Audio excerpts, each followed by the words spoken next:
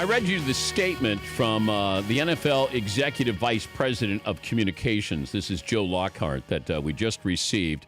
And once again, it says, over the last couple of days, we've received multiple reports of the NFL Players Association spreading derogatory information to the media about the victim in Ezekiel Elliott discipline case. Common tactic to attempt to prove the innocence of the accused by discrediting the victim. And in this case, Ms. Thompson, the accuser, when coming forward to report such abuse. Common or not, these tactics are shameful. Efforts to shame and blame victims are often what prevents people from coming forward to report violence and or seek help in the first place. It's a 160-page report.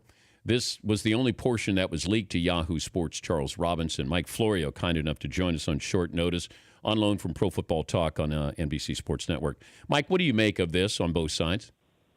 Well, look, this 160-page report was generated, compiled, written by the NFL as part of the Ezekiel Elliott investigation. And the allegation that the NFLPA is leaking portions of it to make Tiffany Thompson look bad, I assume the NFL has credible evidence, or they wouldn't be making that accusation. If they're making that accusation without credible evidence, they may have a separate legal problem with the union. But, Dan, this all traces back to something the NFL created. This isn't an effort by anyone else to go out there and compile negative information about Tiffany Thompson to make her look bad.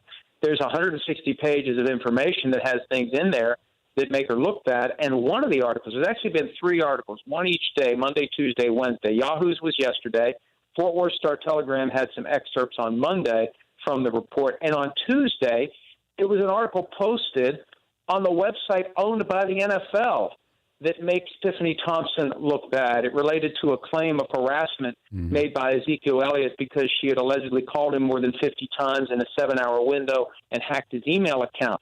That article was published on the web servers owned and operated by the NFL. So the NFL, in multiple ways, is complicit in the very thing they're accusing the NFLPA of. That's what made the statement yesterday so astounding. Now, setting that aside, I think what Lockhart was trying to do was get it to stop, and we'll see if it stops.